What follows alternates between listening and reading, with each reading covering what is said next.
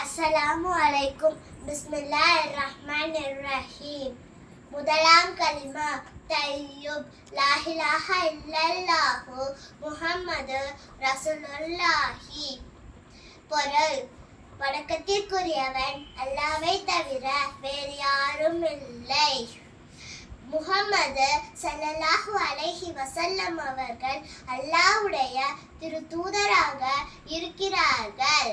ஷஹாதத்: அஷ்ஹது அல்லா இலாஹா இல்லல்லாஹு வஹ்தஹு லா ஷரீக லஹு வ அஷ்ஹது அன்ன முஹம்மதன் அப்துஹு வ ரசூலுஹு.